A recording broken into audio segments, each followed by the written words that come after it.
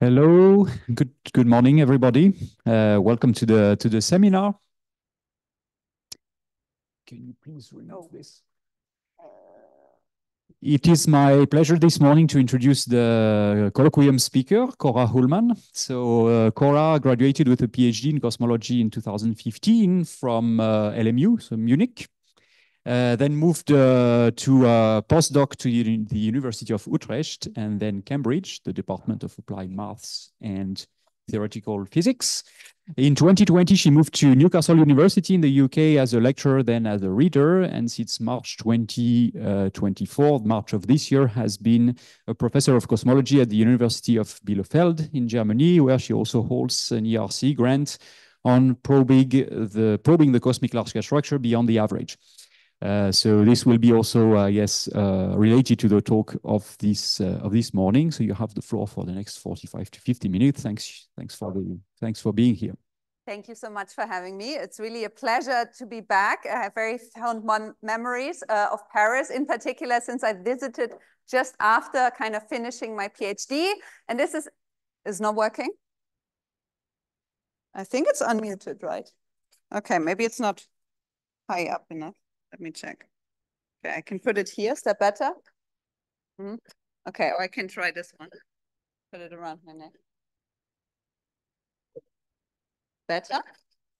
Yes. Okay. Okay, wait. So do this one. Okay, perfect. Right. So I have very, very fond memories of Paris. So the first time I visited was shortly after my PhD. And this is actually when I started collaborating with people here. And this is very much also what's behind my ERC starting grant. So I will try to give a broad overview of, first of all, cosmology, since I heard they're quite a diverse group of people, in particular from like exoplanets all the way to other cosmologists. So I want to motivate why I think cosmology is very exciting, and then dive a bit more into the details of what challenges there are in cosmology and how we could potentially address them. Right. Okay, so I want to start by giving you some kind of perspective of what I call the greatest story of our universe, because cosmology looks on the largest scales and across the longest times.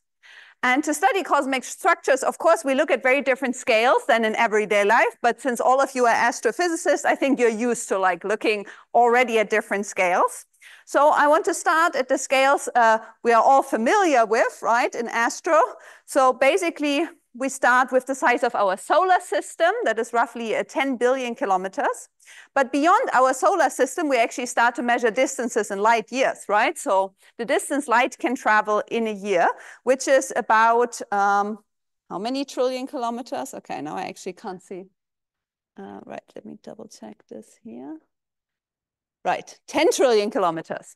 So we have, of course, Alpha Centauri at the closest star system. That's just a few light years away. And our own galaxy, the Milky Way, is about 100,000 light years across and contains around 100 billion stars.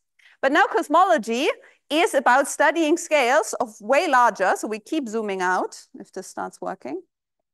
We keep zooming out to scales of roughly 100 million to a billion light years, on which we can actually find billions of galaxies, like our Milky Way, all distributed along a cosmic web of structure, as you can see here from a simulation.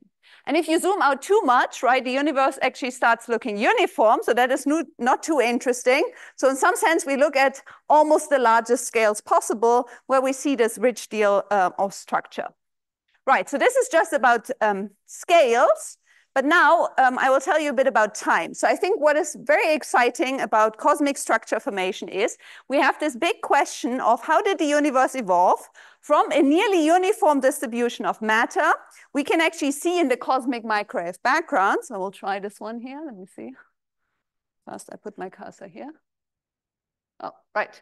From the cosmic microwave background, where Planck, of course, imaged, right, that basically across the whole sky, we see this afterglow of the early universe.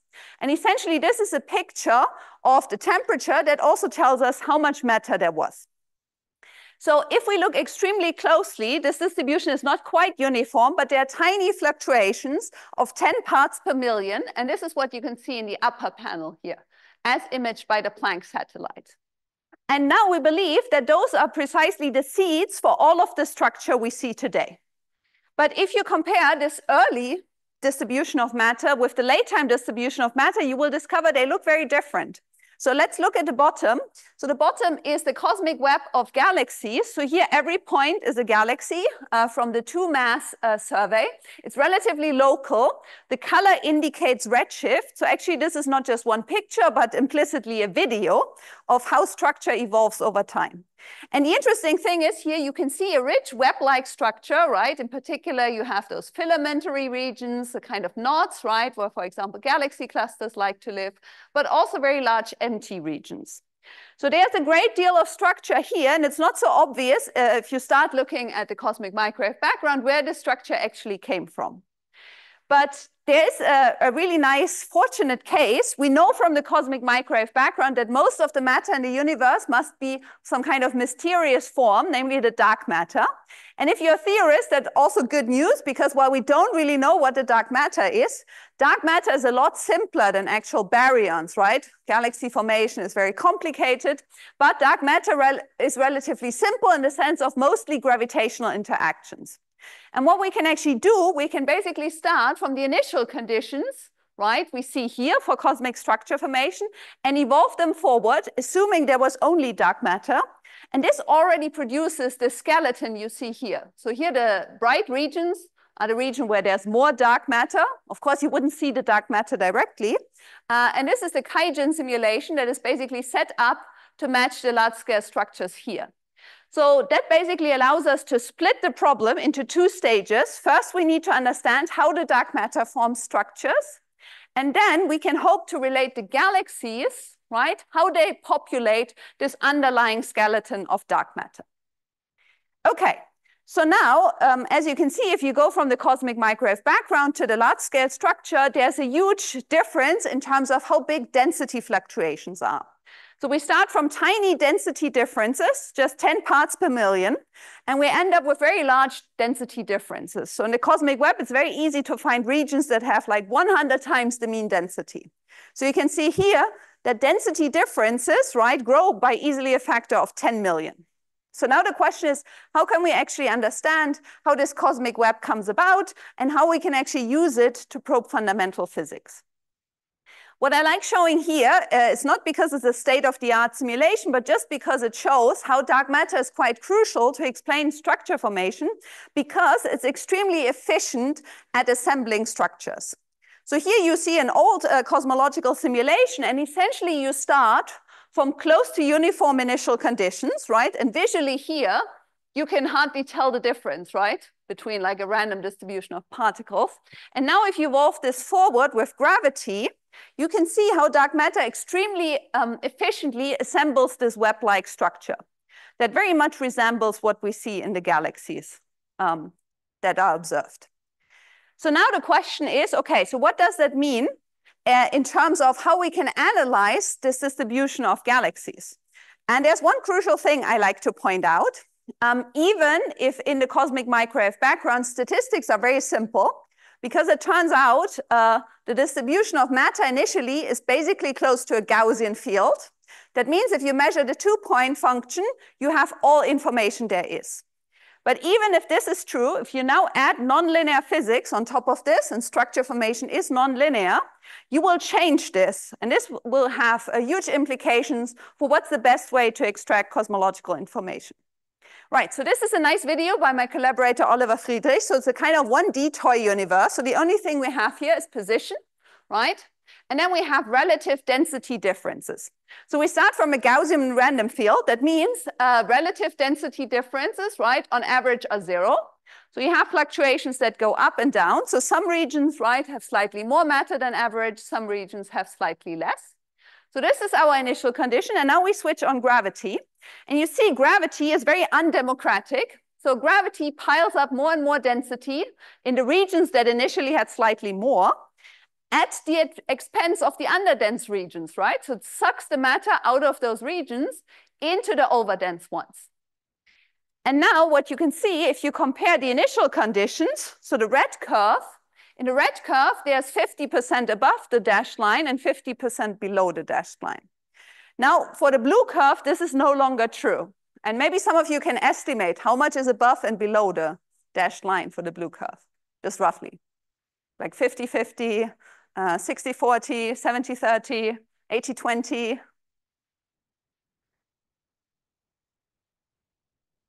We have some votes.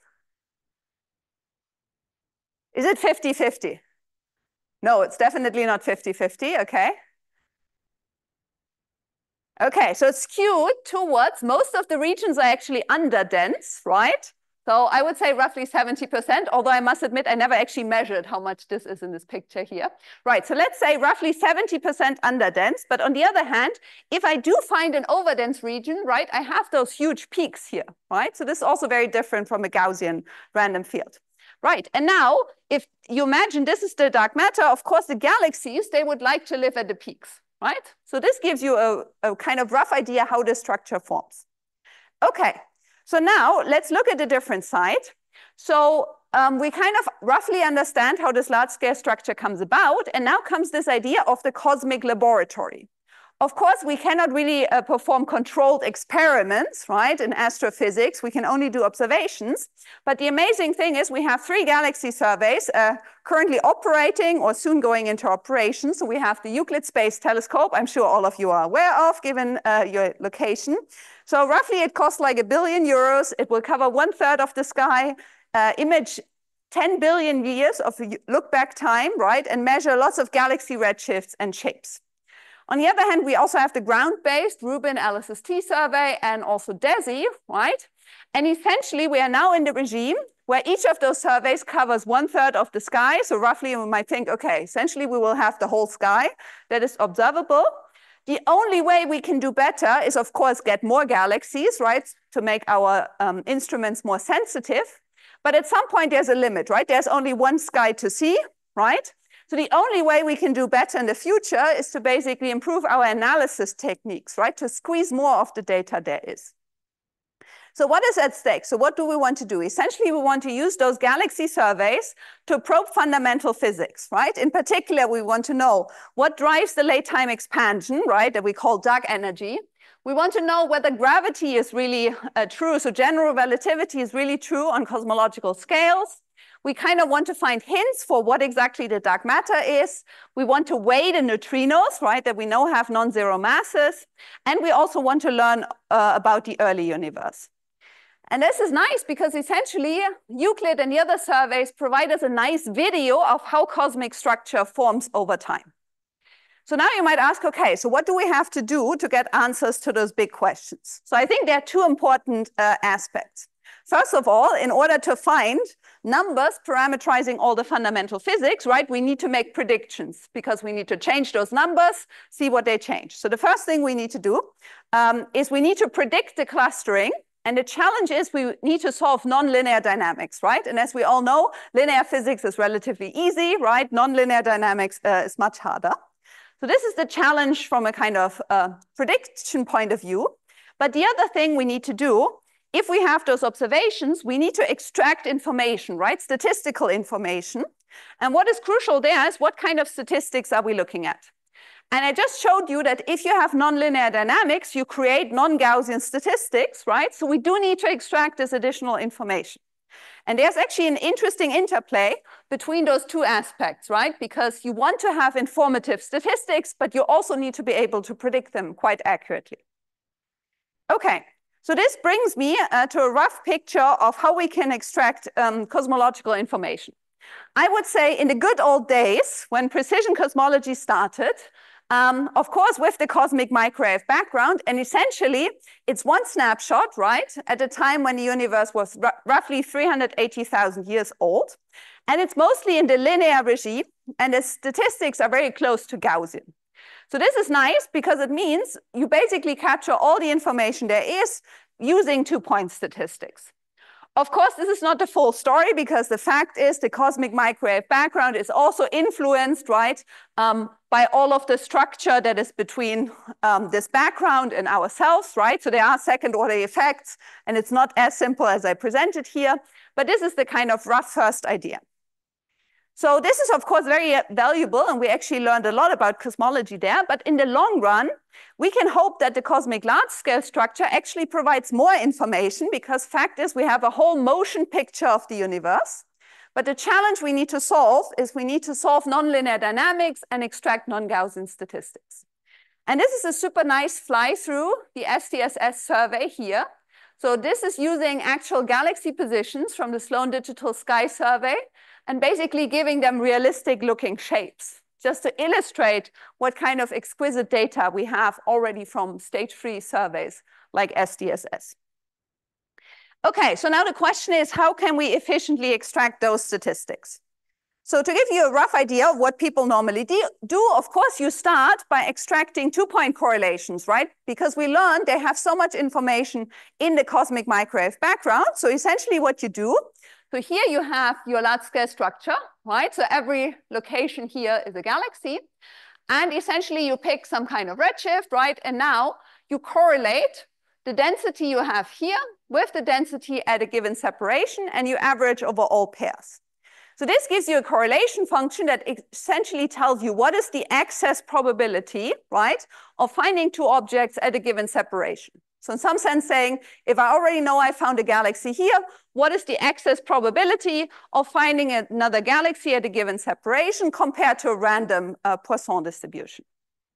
Right, but we already discussed, if you have this initially, but now you add nonlinear physics, you can do this in a very simple way of just saying, my nonlinear delta, right, is some function of the linear delta, like squared, cubed, and so on. You can already see that you generate higher order correlations, right? So you might say, okay, if my field is not Gaussian, I need to capture those additional correlations. So you could go to higher endpoint correlations. For example, here's a 3-point correlation, right? Just pictorially, right? 3 points, you now probe triangles. But this is getting harder and harder already to measure, right? Because you now have to go over all possible triangles. And first of all, it's also very difficult to predict, right? So there's always this intimate relationship between what is a good statistic from an information point of view and how robustly are you actually able to predict this. So there is a different approach, and I would call it retro statistics. So those statistics are not really new, because Hubble already suggested, instead of going up, right, above 2 points, you can go below. Because if you have a non-Gaussian field, there's already information at the 1-point level. So this already tells you more than there is in the 2-point. And essentially the idea is, you just look in lots of circles, right? And you just count how many galaxies there are, and then you make a histogram, right? So basically you measure counts in cells of galaxies and you plot your histogram. And this already has information. And of course, lots of people who are connected with Paris have been working on this. Actually, none of them are here today. So maybe that's good. No one will ask me super hard questions. But I do want to point out there's a lot of expertise here in Paris on this. OK, so hopefully having motivated why this 1 point might be good, I will slightly remember my roots. So I'm a theorist by training. Right? So for now, I will pretend we could actually observe dark matter directly, right? So if we could only observe this, right, this would look like cosmological simulations, and we can kind of figure out how good this 1-point statistics idea is. Right, so let's come back to this idea. So imagine, right, I had a dark matter only simulation. This is my box, and this is what I could actually observe. What does this 1-point statistic mean? Right, so this is a little slice of my simulation, and it literally means, right, I have the simulation with lots of dark matter particles, and what I do, I put lots of spheres, right? Obviously, doing 3D stuff here is hard, right? I put lots of spheres, and in the spheres, I just count how many particles I have, and I compare them to the mean density, right? So I will basically take my field, apply a smoothing, right, and then record a histogram. And this is how this histogram can look like. So this is at a scale of roughly 10 megaparsec at redshift 0. What you see here is similar to what I showed you before, right? So if I randomly picked a point, most likely I would end up in an underdensity, right? You can see lots of those cells here look quite empty, right? So the peak is at densities below the mean. But on the other hand, you can find extremely high densities up here, right? And I just compare this to a Gaussian of the same variance, just to convince you, I hope we agree that those two curves look very different from each other. So that means there is valuable information, right, in this whole shape and how it actually differs from this Gaussian distribution here. Okay, so clearly there is some kind of information in there. We want to get this information. But now we come to the other aspect. So why do I like this one-point statistics? I told you we also need to be able to predict our statistics, right? And one-point statistics are very nice. And you might have wondered, why did I pick cells that were spherical here? This was well motivated because the idea is now, if you have a symmetry with an inbuilt statistics, right? I only look at average densities in my spherical cells. Then there are powerful mathematical theorems that basically tell you in certain cases, this inbuilt symmetry in your statistics will then reflect in the dynamics. So essentially the idea is as follows. If I build my histogram, right, I will have lots of cells that have the same mean density, but different density distributions. And this is just a kind of rough cartoon of how this could look like. So trust me, they all have the same mean density, but different density distributions. So now if I pile them up in my histogram, right, it's a bit like stacking all of them. And of course, if I stack all of them, right, and I have statistical isotropy, then the stacked profile here will turn out to be spherically symmetric, right? And this is very powerful because spherical symmetry is the only case in which we can actually solve nonlinear gravitational evolution, right, relatively straightforwardly. So in some sense, what happened here, we constructed a statistic, right, that has relevant information that's not in the 2-point, and we are able to predict quite accurately, right, by using the symmetry here. There's some beautiful mathematical theory behind this, why this works, and I just want to give you a rough flavor of this. So it's called large deviation statistics, and essentially it's about assessing what is the most relevant bit for predicting stuff. So we said from the cosmic microwave background, we know that we started from a close to Gaussian random field. So that means if I just do linear evolution, right, that doesn't change the property. So that means if I ask, what is the probability of finding a linear density contrast, right, in some kind of cell of, radius r, I have a Gaussian, right, and I will drop the prefactor because I want you to focus on this exponential dependence here. So this means it's exponentially unlikely to find large fluctuations, right, and large fluctuations compared to the variance here, right? So it's basically the larger your fluctuation is compared to the width, right, the more unlikely it is. So basically I'm just saying it's unlikely to have more than 2 sigma fluctuation here and here too. Right, and if you now imagine you want to predict the final one, essentially you need to compute this and then weight it in some sort of integral over all possible ways to relate your linear to your nonlinear density. And the key thing is, if you sum up all the contributions here, this is exponentially suppressed, right? So there will be one main contribution and everything else will be exponentially suppressed. And it turns out that you can show that this one most likely evolution is the one that respects the symmetry. So more or less the way you predict this, you can now say, aha, there's one most likely path, right, to go from linear to nonlinear density. And this respects the symmetry. So essentially what you have, you use spherical collapse to link linear densities to the nonlinear densities and the radii, right, of your spheres. And this is very powerful because it now shows you, all I need to know is my initial distributions, right, on all scales. And I need to plug in spherical collapse, right, and how radii change. I also need to rescale the variances, but this is a small technical point I might come back to later. And this is nice because this explicitly encodes cosmology, right? Because here you have the linear variance at different times and different scales, right? So there you can see where the initial distribution, right, and its information is in. Okay, so let's come back to how this actually works. Right, so I have 2 things. I have the spherical collapse that changes your densities, and I have mass conservation that changes the size, right? So remember, I put cells of a given final size. So let's imagine I find a sphere, right, of my fixed final size with a large density. If this is a large density, I know it comes from an initially larger regions, right? because they contracted, right? Because of the clustering, right? So large densities of this fixed size come from a larger region. Well, if I have an underdensity, right, so small density, this will have come from a smaller region, right, because the underdensity is expanded. So you can see here what you need to do is relate the scales, right, and relate the densities. What is quite interesting is that the mapping between the densities is actually quite robust and almost close to cosmology independent. So the right view is here. So we have linear densities, and those are nonlinear densities. So this is 1 plus delta nonlinear. So if you had a linear relationship, it would be a straight line. And the nonlinear evolution essentially tells you, if you look at overdensities, right, those densities are way larger than you would expect. In underdensities, they actually end up being smaller, in particular because you cannot have less than nothing, right? So there is a lower threshold here, right? There can't be less than nothing. So actually here, the nonlinearity goes in the other direction. Right. And with those ideas, you can predict this distribution of how are matter counts in cells distributed. Right, so we make predictions of this distribution, and then we can compare to cosmological simulations. So what I did here, so those are the Quixote simulations.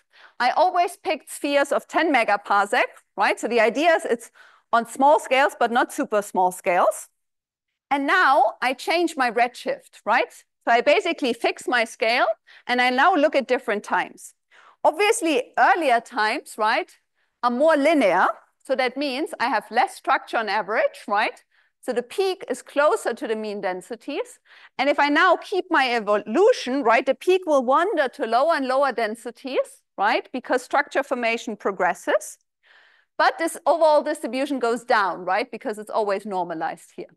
But you can see, basically your peak wanders to the left, and the tail on the right-hand side, right? So the high densities, this goes up. So in some sense, this distribution becomes more and more non-Gaussian over time, right? And the nice thing is the predictions I showed you, they have an explicit cosmology dependence, and they are better than a phenomenological model people are used to, that is the log normal shown at dashed lines here. So the predictions, they work extremely well, and the only input you need there is the width, right? So you basically compute the nonlinear variance, and then you can compute the full shape of your distribution here. So this is clearly useful and can tell you about cosmology. Okay, so I will skip this one. So what I now want to do, I want to give you some intuition of how you can read off cosmology from distributions like this. Right, so let's talk about the simple thing. If you change sigma 8, so sigma 8 is the amplitude of fluctuations, right, on 8 megaparsec over h scales. And as you can see, sigma, right, this is a variance essentially. So sigma 8 essentially tells you how wide your distribution is. And because this kind of looks boring, I didn't show changes in sigma 8, right? So you would just change your distribution by stretching it, right? And then if you stretch it, the peak goes down. Now the question is, can I distinguish this change in sigma 8, the amplitude of fluctuations, with a change in the matter density, right? So how much matter do I have in my universe? And you can see here, if I change my matter density, actually what happens, I induce some kind of tilt in this distribution. So actually the width of those different distributions is quite similar, but you can see here there's an extra tilt, right? And the tilt is basically related to how skewed your distribution is, right? How far is the peak to the left, and how big is the tail on the right here? So we already get some intuition. There's some hope of distinguishing those two different parameters. Now you can also say, okay, what happens if I change my growth of structure, right? So I change my dark energy model. Here, of course, you can look at different redshifts, right? As I showed you before. And essentially, if you have more expansion, right, you will have less structures. So the width goes down, peak goes up, right? And vice versa. If you have less expansion, there will be more structures and the width goes there. And then you can do this at different redshifts and disentangle this from an overall change in the width, right? That's valid at all redshifts. Okay, and essentially now what you want to do, you want to get a first intuition how well you can get cosmological parameters from this one-point distribution. And in order to do this, so we worked with the suite of Quixote simulations. There are lots of realizations at your fiducial cosmology. You have lots of cosmologies where you change one parameter each, right? So it's a very controlled setting. And you can extract whatever summary statistics you want. And now there's a very nice way to forecast roughly how well you can get information out of this. That's called the Fisher matrix. So the idea is as follows. What you need to know how accurately you can measure your statistics, right? And this is in here. So this is the covariance. That basically tells you how big is the error bar on every single data point you have, and how are the different data points correlated with each other, right? Because obviously my PDF goes up in one place, right? It will go up or down in the other places. So this information you have here, this you estimate from the fiducial cosmology. And then you need to know how will your summary statistic change, right? If you change all of your parameters, right? So this goes in here. So you pick your summary statistics and you check how it changes when you change your parameters. And then in the end, you mingle this together, right? And basically get errors on your parameters, and you also figure out how parameters are correlated with each other. I don't want to go into too much detail. I just want to show you some examples here. So if you look at the right kind of scales, what you can see is if I change sigma 8, right? As I told you before, sigma 8 changes the width. If you increase the width, the peak goes down, right? So in my scaling here, I have differences of 2 PDFs, right? And if I increase my sigma 8, the peak goes down and the tails go up, right? So this is a simple, boring change. Now, if you look at other parameters, you basically want to figure out how similar do they look like to the boring change here. And I just picked one example. So for example, if you add massive neutrinos, right? So now you're sensitive to the total neutrino mass. You can see here the shape of this change looks very different. And just to guide your eye, the dashed lines would be the result if you just change the variance, right? I hope we can agree. Those solid lines look very different from the dashed lines. So in particular, you can see here, around the peak, there's basically no effect, but it also induces a tilt. And the tilt basically tells you that those massive neutrinos affect different density environments, right? Different densities plotted here in different ways. So this means you can disentangle the two parameters. And this is a quite interesting result because this is something two-point statistics is not great at. So here we have the matter power spectrum on mildly nonlinear scales. It basically cannot distinguish the change in neutrino mass from sigma 8. But our one-point statistics can, precisely because they affect density environments in different ways. So normally people think of the power spectrum as the workhorse in cosmology, and it's absolutely true, right? So you think this beautiful workhorse here, right, containing all the information. And the PDF sounds kind of boring, right? It sounds like, oh, it's less than 2 points, so it must have less. So maybe it's more this kind of unattractive mule. But the mule does carry a lot of information, right? So I think it's quite attractive too, right? Because lots of bricks on here. Bricks in our cosmological model, I guess. Okay, of course, you can now play this game with more parameters, right? It just gets more involved, right? So you can do this for the full set of parameters. You can look at what happens if you modify gravity, but maybe I should skip this because we'll come to the elephant in the room, right? So I hopefully convinced you if I could observe the matter directly, right? This is certainly useful. I can predict this.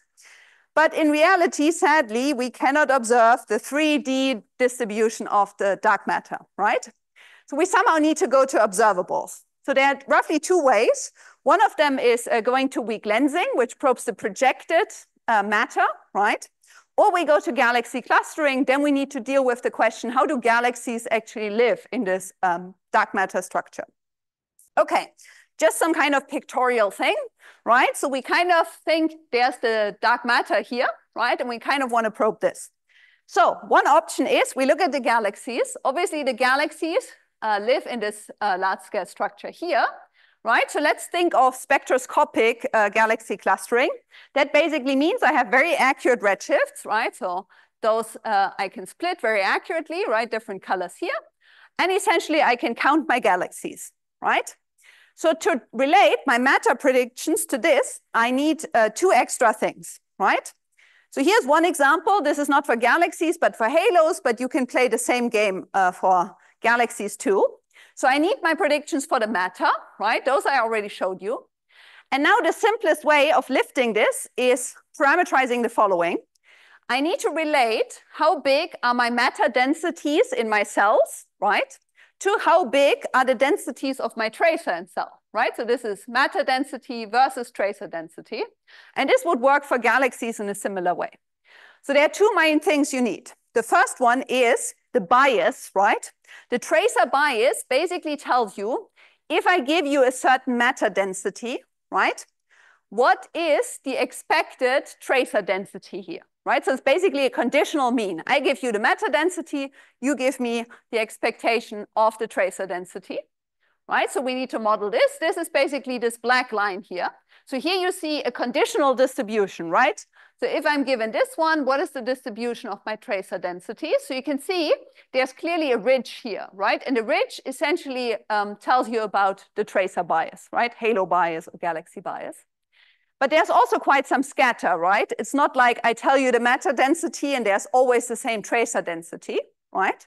So there's also quite some scatter around this relation, right? And the scatter often people call shot noise, and essentially it's something like a conditional variance, right? If I tell you the matter density, there's still some kind of variance in the kind of tracer densities I can get, right? So you also need to parameterize this width here. And you can see here, this is the conditional mean, this is the conditional variance, and I hope you agree that roughly the solid line and the dotted line give you a good idea of this conditional distribution. So if you actually parameterize those two things accurately, you can still predict your tracer counts in cells, right? So now you need good models for your galaxy bias and your stochasticity, and you are basically in the game. And this is what my PhD student, Beth, did recently, and the paper is out on the archive now. Okay, so this is the first idea. We just go to galaxies, but it's also nice to take a different approach. So let's go back to the galaxies. I can also look at photometric clustering, right? Photometric clustering means my redshifts are not super accurate, right? So I cannot distinguish galaxies that are kind of close by, but I can still count galaxies, right? And I have some rough idea about redshift too. Right, and the advantage is you might have higher number densities here, right? So find more galaxies. And the more exciting bit is you can now combine this with the weak lensing, right? So the weak lensing is basically how background source galaxies, right, how their shapes are affected by the dark matter that's in front of them, right? And by measuring the galaxy shapes, you basically get access to the projected overall matter here, right? For example, measured through the so-called weak lensing convergence and the shear of the galaxies. So just a little recap how weak lensing works. So imagine I had a background source that was nice and circular here. The dark matter here causes two things. It causes a convergence that basically relates to the size of this, right? So this is the dashed reddish line here. And it causes a shear, right? It basically tells you how elliptical this will get. And in the weak lensing regime, all of those quantities, right, the convergence and the shear components are small. So basically, roughly, you have low convergence, right? Low convergence corresponds to underdensities, right?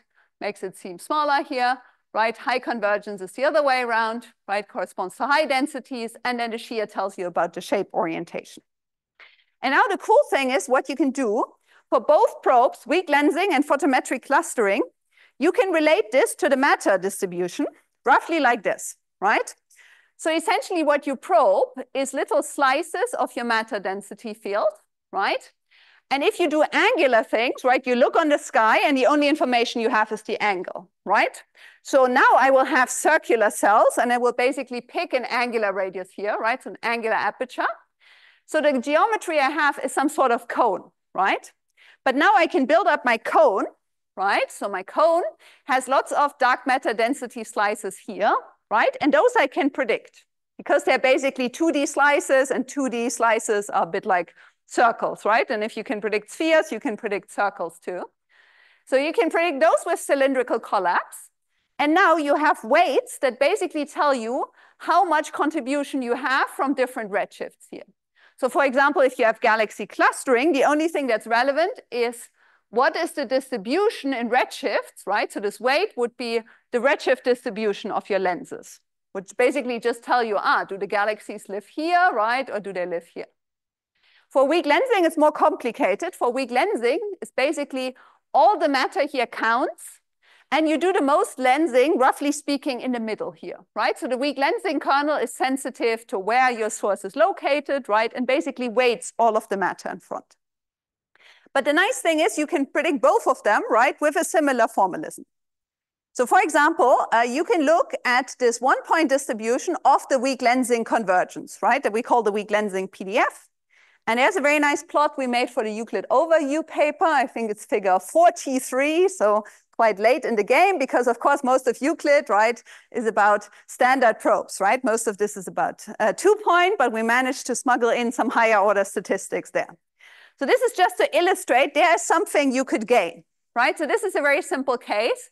You have some kind of Euclid-like redshift distribution, and you ask how well can I get sigma 8 and W naught, right? The dark energy parameter here. And basically I compare how well I can do with shear correlation functions. This is the blue result, right? And then how well can I do with my one-point PDF, right? The weak lensing PDF. And how well can I do if I combine the two, right? So you can actually see if you combine the two, right? The green is much better than the original blue, right? So there's a significant information you could gain. And of course, if we can gain information, right, we should go after that. Okay, so how does this work? So you can still predict this, and you can actually look at different source distributions, right? So you can look at sources that are very far away and sources that are closer. And this way you can kind of get rid of some of the projection, right? Because if you project everything, you can't really disentangle what's where. So this is called a tomographic analysis. So here we have 5 different redshift bins, and you can still predict distributions at those different redshifts.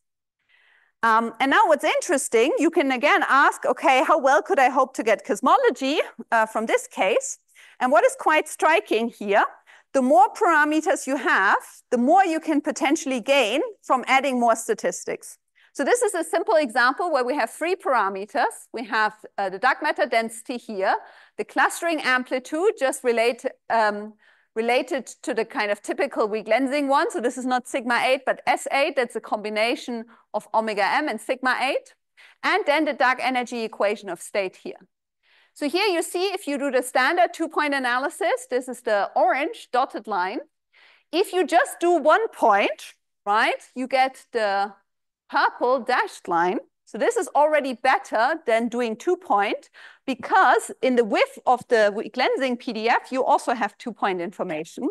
And if you combine the two, right, you can basically gain, in this case, roughly a factor of 1.5.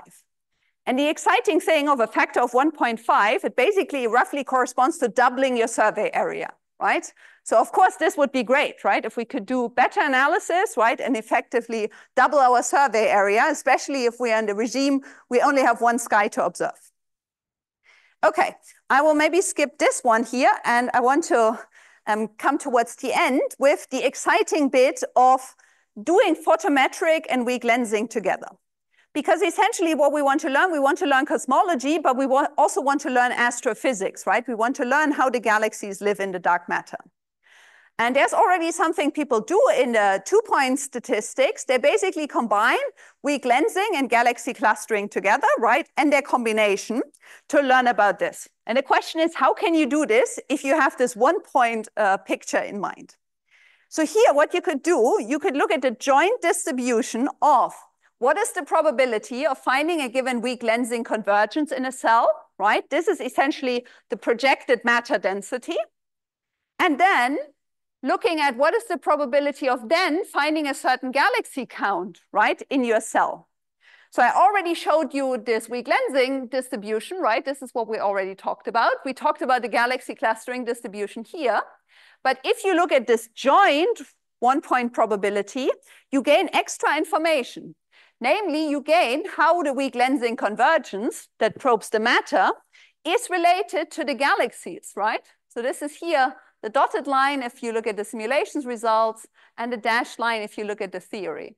So this basically can jointly probe cosmology and astrophysics, right? Or how galaxies populate the underlying dark matter. So I think that's extremely exciting. And since I want to leave plenty of time for questions, I will now slowly come towards the end. So I hope I convinced you there's quite some hope that we can deliver a theory boost for our surveys, right? So we will have amazing galaxy surveys, in particular Euclid, that will image galaxy clustering, right? And weak lensing. And essentially what we want to do is to squeeze out more information, right? And how can we do this? Well, one thing I talked about here, we want to keep our amazing 2-point statistics, but we want to add additional information, right, from the non-Gaussian field by 1-point statistics. And if you can already gain that much information from the 1-point statistics, there must be even more information in this whole map, right? If you could analyze the whole map, the whole distribution of galaxies and the weak lensing convergence here, right? And lots of people here are working on this, then I think there's a lot to be gained, and maybe we can kind of hope to get 2 Euclids for the price of 1 just by doing better analysis. Right, so I will close with giving you an overview of why I think 1-point statistics are quite exciting. So they are simple statistics, and we have an intuitive explanation, right, of what happens there. We basically probe different density environments that are all mingled together if you do 2-point statistics. And it's one example where we have quite robust and accurate predictions, right? So I think it's an interesting thing to look at. We showed that the matter distribution is sensitive to all kinds of physics, right? So if you like standard cosmology, you can look here, right? If you like weighing the massive neutrinos, that's here. If you like probing the early universe, right, you can also do this, probing the primordial non-Gaussianity. You can change your modified gravity model. You might even see subtle changes if you change your dark matter model, right? So there's a lot of information in there. But of course, the question is, how do we push this to observables? I showed you some kind of ideas for this. So in lensing, right, you can do the same thing. You change your cosmological parameters. You can actually predict how this looks like, in particular, for the tomographic case here. And you can also deal with some key systematics, right? That's always the challenge. It's always nice to have a theory model, but to apply stuff to data, right, you need to deal with a lot of imperfections, right? And we are in the process of incorporating them together with a lot of collaborators, in particular people in Paris. If you do clustering, you need to parameterize the galaxy bias and stochasticity, right? And we also have some recent progress there. So hopefully in a few years' time, we will be ready to squeeze more out of Euclid data. And I'm looking forward to answering lots of questions here. Thank you.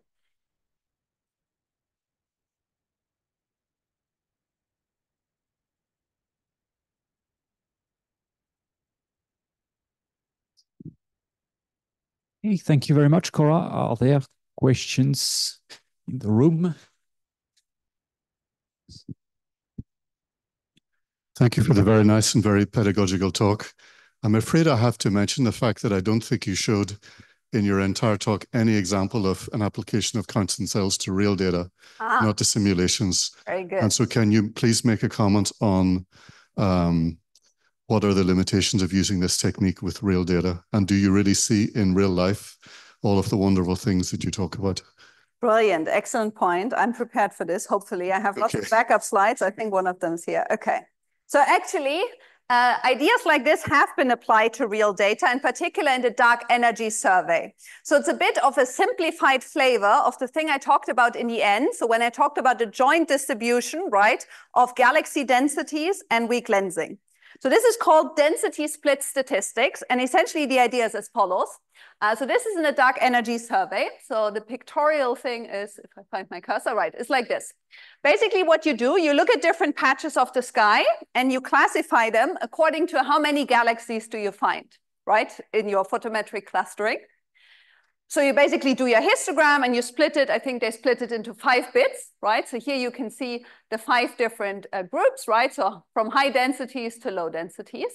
And now what they looked at here is the lensing signal basically in rings around this. So the tangential shear, because it turns out you can't observe the weak lensing convergence directly, right? You only have the shear. So essentially here you observe the tangential shear at given separations, right? Okay, so the interesting thing is here, so this is actually shown from simulations result, but they have plots in the paper with actual data. So first of all, this demonstrates that there's non-Gaussian information. If you had a Gaussian field, this would be symmetric between over densities and under densities. So this would be the the dotted lines here, right? So you can see here, the measurements are different, right? So there's non-Gaussian information here. And actually, the solid lines are the theory, very much in the spirit of the theory I talked about for the 1-point statistics, right? So what they managed to do in this dark energy survey year 1, they basically showed depending on how complicated your galaxy bias model is. This density split statistics is already competitive with 3 times 2-point statistics, right? Which is great. And this is just for 10% of the Euclid area. So the main questions we need to answer is basically what happens with more systematics and how well do we actually need to know the galaxy bias? Because the issue is if you need more and more parameters to parameterize your galaxy bias, right? Of course, this will mean you might lose cosmological information. Yeah, I mean, traditionally what I remember from the 1-point statistics was that they were extremely sensitive to systematics and masking for those reasons that people had never really used it before in surveys. Okay, interesting point. So maybe I should also clarify when I talk about 1-point statistics, how I actually imagine using this. So a lot of people, when they talk about the PDF, right, they think of, I could extract moments and I could look at the tails. So what I have in mind, we should chop off the tails and only look at the kind of 2 sigma region around the peak. Because in particular, so tails, right, so very high and very low densities, right, are very sensitive, right, to outliers and stuff like this. So when I say the PDF, I implicitly mean the kind of central region of the PDF. That is a bit more robust. And actually for the masking, we made quite some progress. Okay, now I need to go back. Well, okay, maybe I don't need to go back to my previous slide.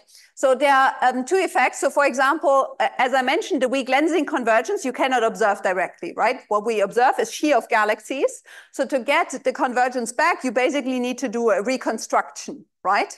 And what we can predict now, if you do a Kaiser-Squires reconstruction, right, of course, this will change your width, and we can predict how this width is changed. So this part is modeled. And the next step is, of course, to consider what actually happens if you have gap in your actual shear catalog, right? You will have finite number of galaxies to model this part forward. But I think we're getting there. Okay, thanks a lot. Thank you. Thank you. So we'll take one more question in the room. If you are on Zoom and you have a question, you can also raise your hand or type something. Thank you for the talk. My question is, in the last slide that you showed for the non-Gaussianity, what you are observing, it is the non-Gaussianity as at small distances, which is gravitational. Okay, we know that. But how do you relate this non-Gaussianity to the, because what we want really is non-Gaussianity in the initial condition. Now, how can you relate them? And also, if you permit, I have a technical question. You are taking first a window to make a sort of average density, and you work with that. In the 2-point function, they calculate first the correlation and then make averaging on the correlation with respect to the distance and so forth. Therefore, why do you think that this, your method, 1-point is has somehow give better result than the other one? This is a bit technical, but.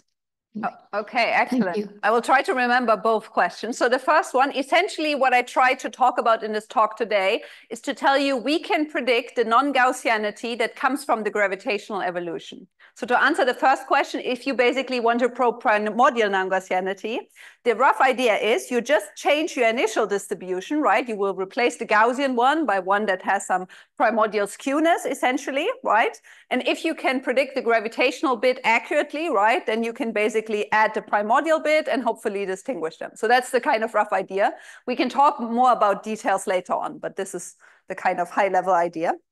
And now to come to the other question, I think this is actually a quite exciting question, and maybe I should go back to an earlier slide here, because the interesting thing is, so what regime do we actually probe here?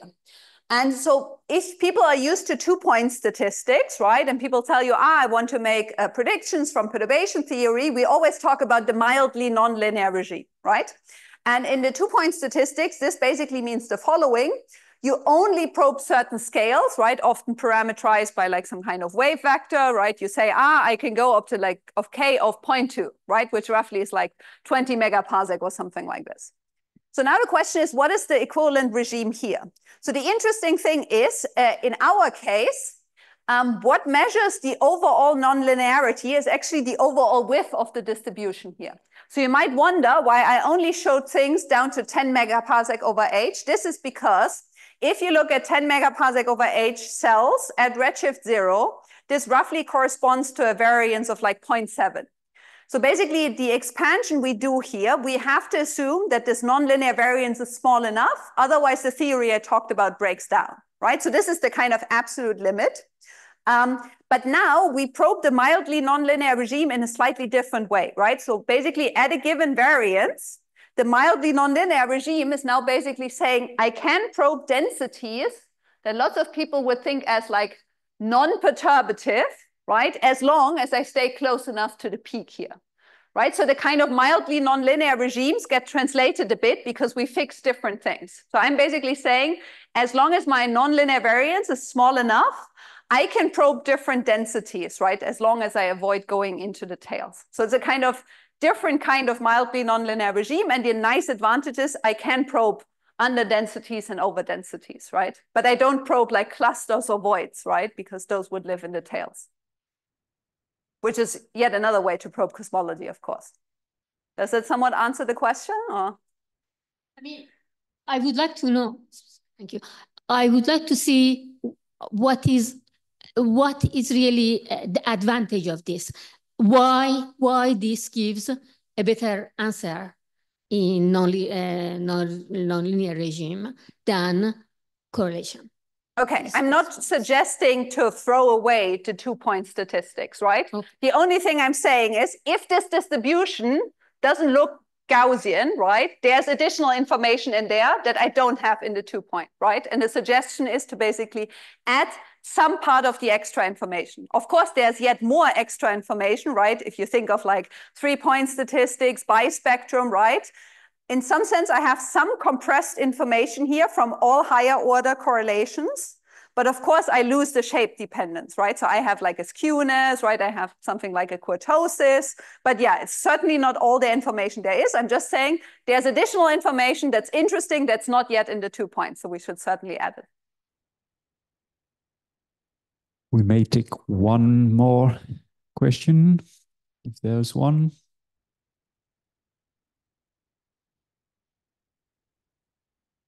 Right, so I don't see anybody. So I guess this will be the conclusion for this morning. Quick announcement: we are taking a break next week due to the IAP conference. So our next seminar will be in 2 weeks. Cosmology again by Camille Bonvin. And thank you very much again, Cora.